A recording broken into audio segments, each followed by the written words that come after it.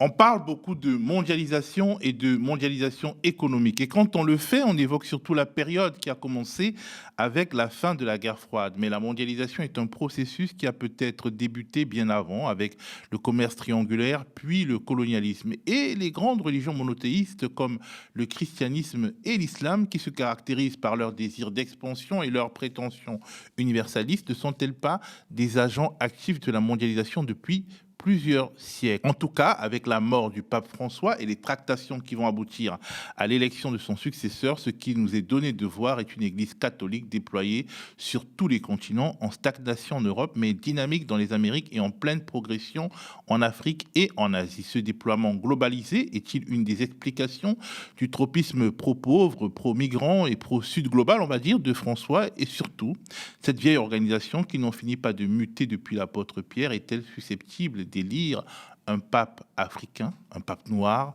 après un pape sud-américain? Forteresse assiégée, la vieille Europe le supportera-t-elle?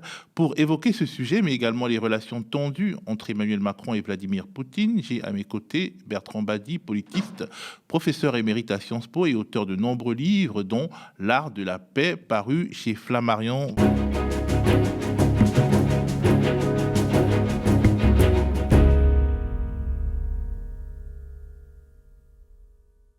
Bonjour Bertrand. Bonjour Théophile. Alors, on va parler de ce que les tractations en vue de l'élection d'un nouveau pape nous disent des relations internationales. Et commençons par cette rumeur lancée par des médias de droite italiens. Emmanuel Macron intriguerait pour choisir le nouveau pape. Le quotidien conservateur Il Tempo, je pense, se plaît à ironiser sur un interventionnisme digne d'un roi soleil moderne. Ce qui fait rigoler la presse de gauche qui y voit la francophobie primaire d'une partie des pro-Mélanie. Qu'est-ce que cette polémique un peu grotesque, on va dire, cache comme enjeu? Oui, alors, moi je suis frappé aussi de voir que la mort du pape François, lequel avait été quelque peu marginalisé par la classe politique de son vivant, malgré des déclarations courageuses, la mort de cet homme vient se placer au centre de l'actualité, des échanges. On s'est pressé pour aller à ses obsèques la semaine dernière à Rome, et il y a quantité d'articles sur le futur conclave. Je crois que de mémoire, j'ai connu, hélas, vu mon âge, 6 papes. Je ne me souviens pas d'un conclave qui était à ce point sous le feu des projecteurs. Alors, qu'est-ce que ça veut dire?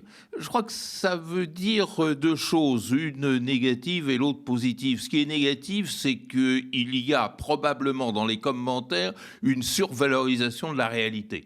Pourquoi? Parce que le pape est porteur d'une parole qui compte, mais c'est pas du tout, contrairement à ce que l'on dit avec facilité, une parole diplomatique. C'est quelque chose de différent sur lequel on reviendra tout à l'heure. Donc, annexer le Vatican au jeu diplomatique tel qu'on le connaît aujourd'hui, c'est une erreur d'analyse. L'autre élément, en revanche, que je voudrais voir, c'est peut-être plus en détail et plus en profondeur, c'est, tu parlais de mondialisation dans ton introduction, le pape François, ça a été le premier pape de la mondialisation. Et ça, c'est quelque chose qui est tout à fait extraordinaire. Tant sur le plan polique, puisque son discours allait bien au-delà de l'Europe ou de l'Euro-Amérique comme l'ensemble de ses prédécesseurs, que du point de vue, je dirais, culturel, c'est-à-dire l'invention d'un nouveau monde. Et donc, ça intrigue et ça fait peur chez certains. Dire pour autant que les chefs d'État magouillent pour peser sur l'élection, ça me paraît faux pour une raison très simple, c'est que leur capacité de faire pression sur le conclave, c'est-à-dire sur des cardinaux qui viennent de tant de régions différentes, leur espoir de pouvoir se créer une majorité est parfaitement illusoire. En tout cas, les médias italiens parlent de la communauté Sant'Egidio qui serait proche de François et qui est une communauté très diplomatique et que Emmanuel Macron aurait entrepris. Bon, ça ne veut pas forcément dire que ça va fonctionner, mais pourquoi justement cette cristallisation entre, on va dire, un néolibéral centriste, en gros, et des conservateurs de droite, voire d'extrême droite, là-dessus. Parce qu'effectivement, les gens qui se chamaillent en Italie, c'est un peu les pro-Mélanie d'un côté et le centre-gauche, la gauche et, disons, le centre-droit de l'autre. C'est-à-dire Macron est vu ici comme le porte-parole, le porte-voix de ces globaliste ou de je ne sais pas quoi, qui voudrait choisir un nouveau pape, un pape qui serait à l'image de François, ce pape que la droite et l'extrême droite européenne ont aimé détester. Oui, alors on dit depuis un certain temps qu'il y a une haine entre Mélanie et Macron. Bon, moi j'en sais rien, c'est des choses qui ne m'intéressent pas beaucoup, pour tout te dire. Alors, ce qui m'intéresse, c'est de reprendre la balle au bon. Reprendre la balle au bon, c'est quoi ? Premièrement, on est, depuis la chute du mur et la fin de la bipolarité, dans une situation de carence idéologique. C'est-à-dire que tout le monde est à la recherche de modèles de cité, de valeurs qui soient en prise avec la réalité telle qu'on la connaît aujourd'hui. Cette fameuse mondialisation, sur laquelle d'ailleurs j'aimerais bien revenir, parce qu'il faut préciser les termes, elle n'a jamais été couverte par une idéologie. La seule idéologie qui servait de prêt-à-porter à la mondialisation, ça a été le néolibéralisme. Le néolibéralisme, l'école de Chicago, Milton Friedman, tout ça, au tournant du siècle, ça s'est effondré. Donc plus personne ne peut sérieusement dire, comme celui qui parlait de la fin de l'histoire, que voilà, on est dans l'avènement de la mondialisation heureuse, comme on disait autrefois, et d'un capitalisme libéral, néolibéral, complètement libéré. Bon, plus personne n'y croit, ça ne marche plus. Donc, on est à la recherche de valeurs. Alors, dans cette recherche de valeurs, il y a une course-poursuite. Et cette course-poursuite, elle risque d'être désastreuse. Il y a les tenants de la peur et il y a ceux qui sont à la recherche de modèles alternatifs. Les tenants de la peur, c'est ceux qui considèrent que tout compte fait. Cette mondialisation, dont il ne faut pas oublier qu'elle n'est pas seulement économique. On se trompe quand on parle de mondialisation économique. La mondialisation économique, c'est une toute petite partie du sujet. La mondialisation, c'est la communication généralisée, c'est la mobilité, c'est la migration aussi, c'est les échanges de toute nature. Et tout cela fait peur à ceux qui se sentent menacés par ce flux et qui n'ont qu'un réflexe, c'est de rentrer chez eux, de fermer la porte, les fenêtres, le verrou, les volets et d'entretenir le culte de l'amour de soi, de l'identité. C'est l'identitarisme et tout ce qui va avec l'identitarisme, y compris le racialisme, le masculinisme, etc. Ça marche aux États-Unis, on le voit, ça marche dans à peu près tous les pays d'Europe. Effectivement, on a l'impression que c'est le centre de gravité de la réflexion, alors que c'est la non-réflexion de façon absolue. Cette espèce de national-populisme, ce n'est rien d'autre que le mariage de la peur et de l'amour de soi, et du coup aussi de l'amour du passé. Et alors, face à cela, il y a quand même une vacuité absolument incroyable. Alors, la chute du mur, je ne dis pas qu'elle a entraîné dans sa chute le marxisme, mais quand même une bonne partie du marxisme. C'est-à-dire, le marxisme n'a plus cette capacité de faire rêver quand on nous parlait des lendemains qui chantent et de cette représentation de la cité communiste. Ça, c'est terminé. La pensée écologique a réussi à comprendre que penser le lendemain passe par penser la planète. Et d'ailleurs, le pape François, lui, a suivi cet appel. Mais on a du mal à transformer cette affirmation d'évidence en un modèle de cité idéale. Il y a en face de soi les autres identitarismes, qui sont le contraire de l'identitarisme occidental, qui est un identitarisme de réflexion, de crainte, de repli. Les identitarismes en face, ce sont des identitarismes de libération, c'est-à-dire on va en quelque sorte radicaliser l'islam pour en faire un instrument de combat contre ceux qui dominent. Voilà, ça fait quand même pas un modèle de cité. Alors, ce qui m'intéresse dans le pape François, c'est qu'il a été le premier à faire le pari, à se dire, mais essayons de réinventer spirituellement ce monde. Et il s'est appuyé sur 3 valeurs qui étaient l'humanisme, l'humain d'abord, qui était deuxièmement la fraternité, la solidarité, l'amour du prochain, aimez-vous les uns et les autres, et puis une idée de vie. Seulement le problème, c'est que chacune de ces affirmations avait son contraire, était porteuse de son contraire. L'humanisme, c'est très bien, mais ça n'a pas permis à cette nouvelle pensée chrétienne de régler le problème du sexisme, de la discrimination des genres. Ça n'a pas permis non plus de construire un humanisme proche des questions sociales, puisqu'il y avait toujours cette médiation spirituelle de la parole annoncée, donc qui restreint le champ critique. La solidarité et la fraternité, c'était très bien, mais il restait à l'articuler un discours politique, et du coup, c'est le modèle centralisé et bureaucratique de l'Église qui faisait barrage. Et puis, enfin, la vie, je pense que c'est essentiel. C'est Saint Augustin, après tout, qui avait dit, mais la paix, c'est la vie. C'est pouvoir s'alimenter, c'est pouvoir consommer de l'eau pure, etc.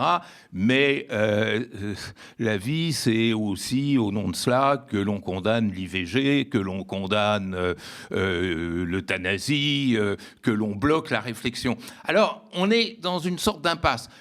La grande idée, quand même, qui reste de tout cela, c'est cette volonté, comme je disais, de construire un modèle nouveau de cité, mais d'en faire un modèle universel. Tu avais raison tout à l'heure de dire les églises, les religions, par définition, sont dans la mondialisation. J'ai écrit, moi, il y a 10 ans, un livre qui s'appelle « Quand le Sud réinvente le monde ». Je suis plus persuadé que jamais que c'est véritablement l'élément fondamental. C'est-à-dire, il n'y a plus rien à espérer du monde occidental, pour des raisons sur lesquelles on peut revenir, si tu veux. En revanche, le bouillonnement du Sud est en train de construire les nouvelles normes et le nouveau sens. Et ça, le pape François l'avait compris. Son ouverture au Sud était probablement un point de départ de quelque chose de nouveau. Alors évidemment, l'enjeu est considérable, parce que va-t-on trouver un nouveau pape au Sud ? Mais si c'est un nouveau pape au Sud, paradoxalement, le haut clergé du Sud est plus conservateur que le haut clergé du Nord. On va y revenir, mais je voulais qu'on termine un peu sur ce qui relève de ce qui se passe de ce côté de la Méditerranée, parce que finalement, à t'entendre, les personnes qui finalement se saisissent d'une polémique qui va passer pour créer une sorte de théorie du complot au sujet du choix du nouveau pape, ce sont peut-être plus les opposants et les opposantes de François que de Macron. C'est-à-dire, en gros, on se chauffe parce qu'on espère tellement que le futur pape soit conservateur qu'on fait feu de tout bois. Oui, mais là aussi, c'est une illusion. Je voudrais revenir sur ma distinction de tout à l'heure, à cause de ça. C'est-à-dire, on se trompe sur la véritable puissance de la parole pontificale. Le pape n'est plus un acteur politique et diplomatique comme il l'était jadis. C'est un influenceur, autant des influenceurs. Non, ça a été... Alors, on ne veut pas remonter à Jésus-Christ, mais ça a été, jusqu'à la fin du Moyen-Âge et dans la période de la Renaissance, un pouvoir politique fort qui avait son territoire, mais non seulement ça, qui avait sa tutelle sur les rois et sur les monarques. Donc, il était porteur d'une politique et d'une diplomatie. C'est ce qu'on a appelé la théocratie pontificale, et cette théocratie pontificale a connu ses prolongements, en fait, très longtemps. Je disais au-delà de la Renaissance, mais on peut aller même jusqu'au XXe siècle. Et ce qui a arrêté ça, c'est la phrase de Staline disant « Le pape, combien de divisions ?» Il voulait simplement dire « Attention, maintenant, la puissance, ce n'est que le rapport de force armée. » Bon, et sur lequel, effectivement, le pape ne pouvait plus rien. Donc, c'est pas ça. Ce n'est pas non plus un influenceur. Je ne suis pas d'accord. C'est-à-dire que le pape François ait pris ses positions admirables sur, par exemple, l'immigration et sur la Palestine. Sur la Palestine, sur les défis planétaires. Je ne pense pas que ça ait changé le comportement de beaucoup de chrétiens. Parce que si on regarde comment se structurent les attitudes et les comportements politiques, c'est en référence à des paramètres qui sont extrêmement plus forts et plus pérennes qu'un discours du pape. Le chrétien de base, s'il n'est pas d'accord avec ce que dit le pape sur la migration, il dira « je le respecte beaucoup, je l'aime beaucoup, mais là, il se trompe, ou en tout cas, là, j'ai pas envie de le suivre ». Il ne faut pas croire que les individus, dans ce monde, ils fonctionnent à l'influence. Mais alors, pourquoi ce conclave est aussi scruté? C'est ce que tu as dit au début. Pourquoi il est tant scruté depuis autant de papes? Parce que tu ne m'as pas laissé dire ma troisième posture. Ce n'est pas un acteur politique, ce n'est pas un influenceur, mais c'est un énonciateur. Et ça, c'est quelque chose de très important. Qu'est-ce que ça veut dire, énonciateur? Ça veut dire quelqu'un qui dit les choses. Et dans notre monde, il n'y a pas tellement de sources d'énonciation. Il y a la parole politique, mais on sait que la parole politique, elle est intéressée. Ne parlons pas de Trump, qui est la caricature de ce point de vue-là, mais n'importe quel chef d'État qui parle va parler en fonction de son idéologie, de ses choix politiques, de sa politique publique, donc il n'y aura aucune surprise. Là, c'est une des rares paroles qui énonce. Et je me suis permis le parallèle avec le droit international. Quand la Cour internationale de justice a parlé de risques génocidaires à propos de Gaza, quand la Cour pénale internationale a considéré qu'il y avait lieu de mettre en examen tant Vladimir Poutine que Netanyahou pour des crimes de guerre et des crimes contre l'humanité, c'était une énonciation. C'était une énonciation qui ne se rapportait pas à un sujet contestable. Les juges sont pluraux, ils ont leurs convictions personnelles, mais ce ne sont pas des marionnettes. Il y a une parole de droit. Une parole de droit. Et de même qu'avec le pape, il y avait une parole religieuse. Et cette parole, elle est source de stigmatisation. Et de stigmatisation qui pèse dans le jeu international. Non pas en influençant les personnes, c'est pour ça que je récusais cette idée, mais tout simplement en complétant, je dirais, le paysage de la scène internationale. À partir du moment où le pape dit quelque chose, à partir du moment où la Cour internationale de justice ou la Cour pénale internationale disent quelque chose, ça devient une composante ineffaçable du paysage international, source de stigmatisation, de dénonciation.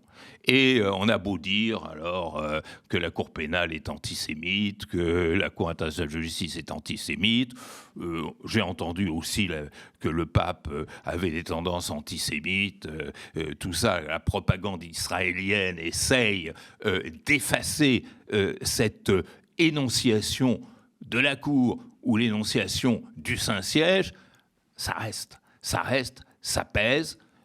Je ne dis pas non plus que ça fait changer le comportement des uns et des autres, mais ça devient une composante de la scène internationale. En gros, si le nouveau pape a une énonciation de type différent, ben en fait, ça arrangera celles et ceux qui n'étaient pas d'accord avec François.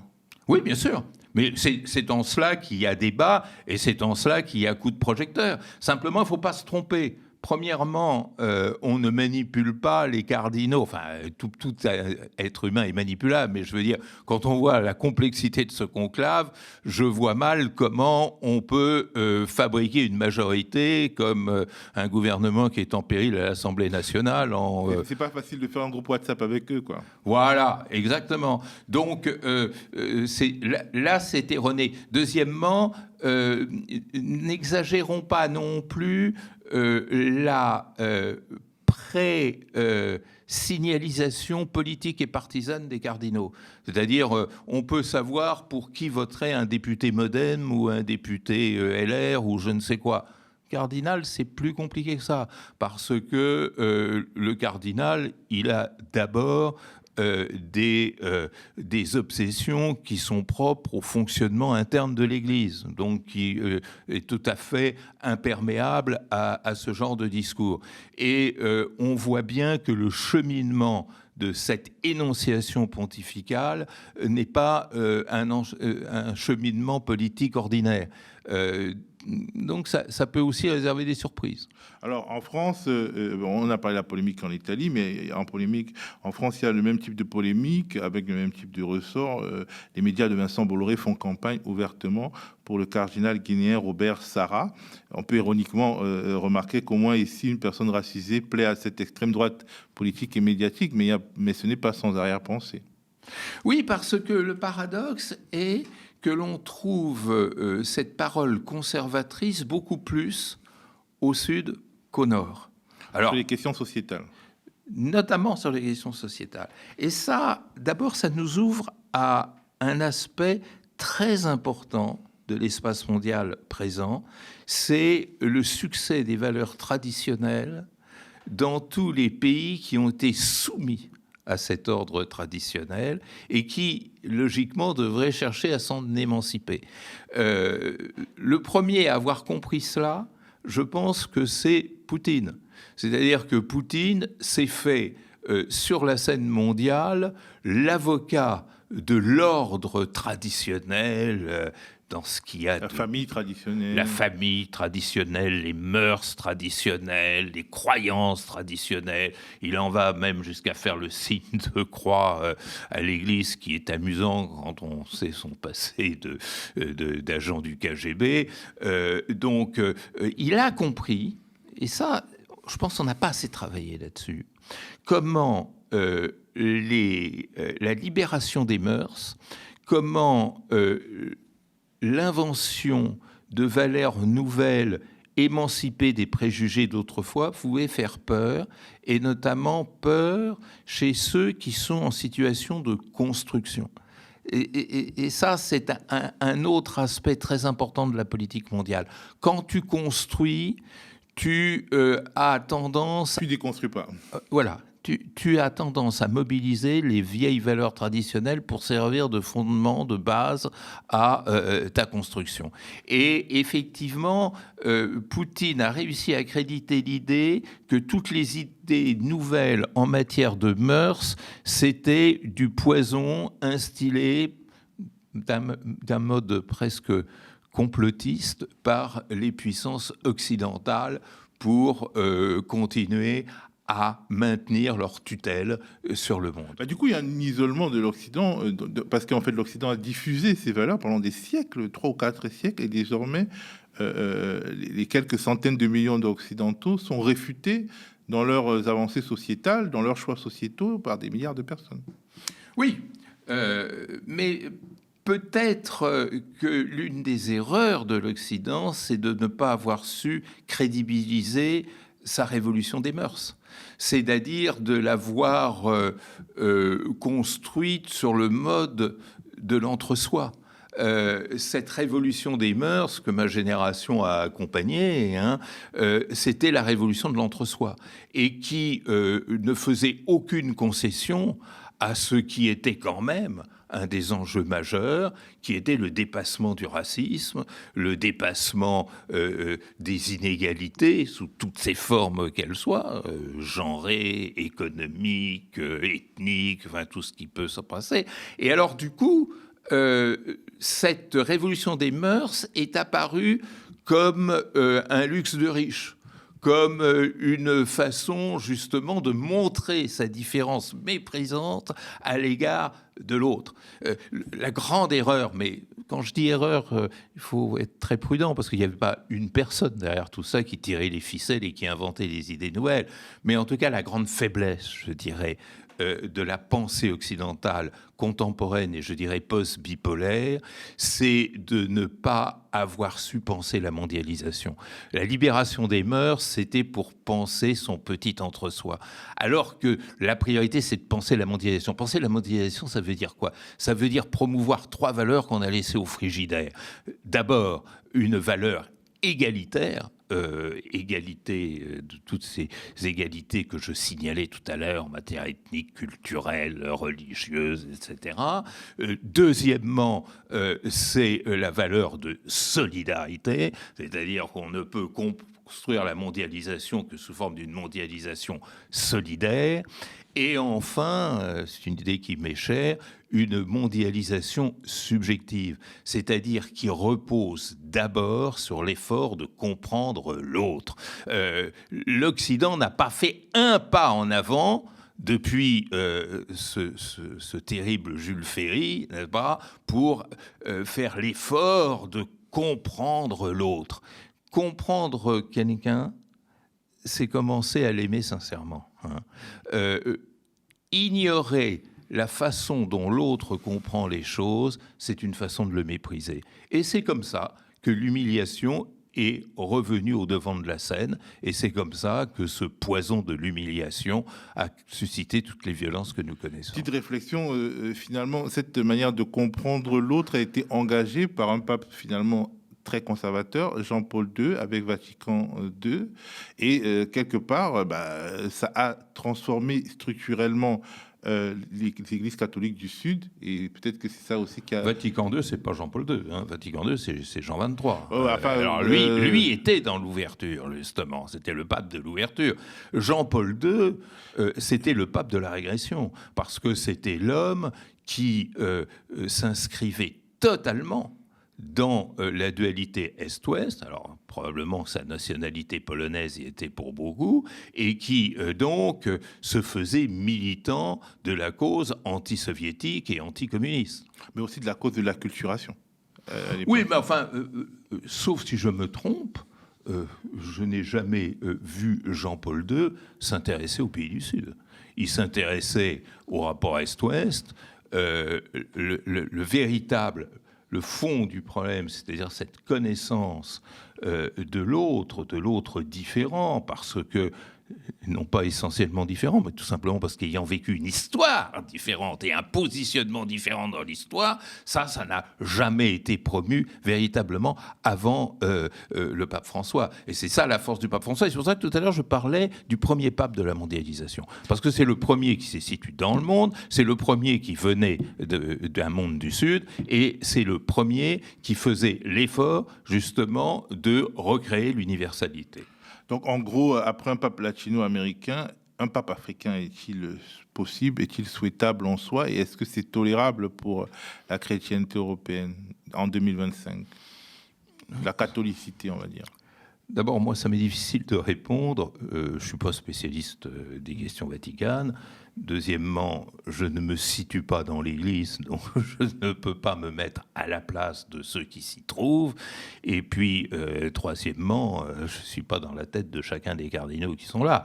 Je ne suis pas sûr, mais j'avoue mon incompétence. Je ne suis pas sûr que dans la tête de chacun des cardinaux qui va voter, il y ait les modèles, entre guillemets, géopolitiques préfabriqués qui sont dans la tête du décideur ordinaire. Je ne crois pas que ça se passe comme ça. Alors, je voudrais qu'on aborde désormais les relations entre Emmanuel Macron et Vladimir Poutine, alors que des tractations sont en cours pour aboutir à un cessez-le-feu durable en Ukraine. Pendant longtemps, le président français a essayé de ménager un espace de dialogue avec son homologue russe, mais il ne retient plus ses coups. La seule chose, je l'ai redit au président Trump que j'ai eu il y a 2 jours nuitamment, la seule chose, c'est qu'enfin le président Poutine arrête de mentir. Quand le président Poutine parle aux négociateurs américains, il leur dit « je veux la paix ». Quand il parle à la planète entière, il dit « moi je veux la paix ». Il continue de bombarder l'Ukraine. Il continue de tuer des vies en Ukraine. Alors on a l'impression qu'Emmanuel Macron essaye d'exister médiatiquement face à l'hégémonie de Donald Trump en se posant là où ce dernier ne se pose pas. En gros, il voudrait incarner une sorte de voix qui ne se résout pas à la Pax Russica, on va dire, sur ce terrain, ou qui refuse le projet américano-israélien de nettoyage ethnique à Gaza. Sauf qu'on a l'impression que tout ça est d'abord et avant tout un positionnement médiatique. Que le fond manque un peu. Oui, je crois qu'il y a dans ce jeu diplomatique macronien une diplomatie de la visibilité et de l'affirmation. Ça, c'est très clair. C'est un homme qui aime se présenter au centre du jeu international, alors que malheureusement un président français ne l'est plus, et depuis déjà belle lurette, et a tendance à se porter candidat à toute forme nouvelle de leadership, leadership de l'Union européenne, leadership d'une Europe incluant la Grande-Bretagne et prenant en charge sa défense face aux États-Unis, leadership d'une certaine idée du multilatéralisme, leadership de la coopération avec le Sud, même si la politique française en région du Sud a quand même été un échec assez violent. Donc, c'est pas très bon en diplomatie. C'est-à-dire, la diplomatie efficace, c'est une diplomatie secrète, discrète. C'est une diplomatie modeste. C'est la diplomatie modeste qui, en ce temps de mondialisation et d'imbrication, gagne le plus. Parce que d'abord, c'est celle qui fait le moins peur aux autres, en disant il n'y a pas là une menace de nouvelle hégémonie. Et deuxièmement, parce que les enjeux sont tellement interdépendants que les politiques étrangères affirmatives ne règlent rien. Ce dont on a besoin, c'est de la réinvention d'une diplomatie. C'est-à-dire que tant du côté poutinien, qui est quand même l'agresseur type, qui est le conquérant, qui est l'homme qui a voulu réduire un petit État à ses frontières, que du point de vue de la diplomatie trumpienne, qui, elle, est vraiment la caricature de la diplomatie narcissique, il faut une diplomatie collective. Le multilatéralisme est fait pour ça. Seulement, le multilatéralisme, il est bloqué justement par les mêmes, c'est-à-dire les puissants qui actionnent leur droit de veto en fonction de leur ego personnel. Donc, il y a, hélas, rien à espérer. Mais moi, j'ai toujours considéré qu'il y a une seule solution à cette crise ukrainienne, à cette guerre d'agression menée contre l'Ukraine, c'est un Helsinki 2, c'est-à-dire d'essayer de mettre toutes les composantes de l'Europe post-bipolaire sur la table pour recomposer le puzzle. C'est-à-dire, ça ne peut plus être celui de la guerre froide. Les vainqueurs de la guerre froide ont cru qu'ils pouvaient imposer leurs lois à l'ensemble de l'Europe. D'où maintien de l'OTAN, d'où cette marginalisation de la Russie, qui a été une erreur très grave. Donc, il faut reconstruire une logique d'intégration. La paix, c'est l'intégration, il ne faut pas l'oublier. La paix, c'est pas la non-guerre, c'est l'intégration. Et ce qui était formidable dans Helsinki 1, 1975, c'est qu'on avait réussi à faire ça dans un contexte de guerre froide et de bipolarité. Il faudrait maintenant le faire dans un contexte post-bipolaire, c'est-à-dire dans un contexte plus exactement apolaire, où personne n'a à diriger et où l'efficacité se trouve dans la complémentarité des uns et des autres. En tout cas, pour revenir à Emmanuel Macron, pourquoi son positionnement ne débouche même pas sur une visibilité extrême à l'international? Il a été très mis en valeur à l'international dans la médiation médiatique, mais aujourd'hui beaucoup moins malgré son agitation. Et par exemple sur Gaza, est-ce que on voit bien que c'est depuis le retour de Trump qu'il essaye vraiment d'évoquer la question d'un État palestinien, etc. Mais ça marche pas. Mais ça marche pas parce qu'il n'y a pas de concret non plus. Alors, il nous annonce une reconnaissance de la Palestine pour juin, avec des modalités, des amendements qui laissent un peu pantois. Mais je veux dire, la vraie diplomatie, c'est l'action. Comment se fait-il que l'on ait accumulé des dizaines de milliers de morts à Gaza, des dizaines de milliers d'enfants qui ont péri, sans la moindre sanction contre Israël. Pourquoi la diplomatie française ne donne pas la main à la diplomatie espagnole, la diplomatie irlandaise et d'autres encore pour exiger des sanctions européennes, à défaut de pouvoir obtenir des sanctions de la part des États-Unis, dont on sait très bien qu'on n'obtiendra rien pour l'instant. Mais au moins de montrer qu'on ne laisse pas faire. À partir du moment où on laisse le pouvoir en place en Israël faire l'œuvre meurtrière qu'on connaît, sans opposer aucune mesure concrète pour l'obliger à arrêter, qu'est-ce qui reste de crédibilité à la parole?